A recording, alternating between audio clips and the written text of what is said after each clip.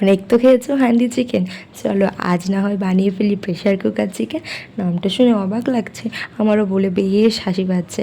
হাতে একদম টাইম ছিল না, বড় এমন টাইমে নিয়ে এসছে, রান্না করতে হবে। এদিকে বাবুকে সামলানো কী করে করি বলো তো। চলো এত না বকে রান্নাটা করে ফেলি। চিকেনটাকে ভালো করে ধুয়ে নিয়েছি, আর স্টোমাকগুলো কে কে ভালো খাও অবশ্যই কিন্তু কমেন্ট করো। এদিকে পেঁয়াজ রসুন আদা লঙ্কা টমেটোগুলো কেটে নিয়েছি। মাংসটাকে ভালো করে ধুয়ে ম্যারিনেট করলাম লবণ হলুদ তেল গোলমরিচ আর লেবু দিয়ে। তারপরে কিন্তু কিছুক্ষণ ঢেকে রেখেছি, তোমরাও কিন্তু তাই করো। আর অন্যদিকে দেখো কড়াইতে তেল দিয়ে জিরে তেজপাতা গরম মশলা আর গোলমরিচ দিয়ে কিছুক্ষণ নাড়াচাড়া করে তারপরে পেঁয়াজটা দিয়ে দিলাম। আর তারপরে যখন রসুন আদা লঙ্কা টমেটো দেবো তখনই গেল পড়ে, আবার ধুতে হলো জানো তো, ধুয়ে তারপরে ভেজে নিলাম।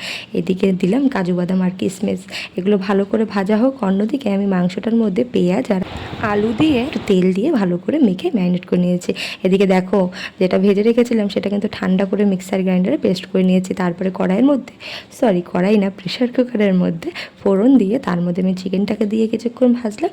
তারপরে আমি সেই মশলাটা দিয়েছি। আমি কিন্তু তেল খুব কম দিয়েছি, তোমরা কিন্তু তোমাদের মানে যেরকম যে ভালো খাও সেরকমভাবেই দেবে।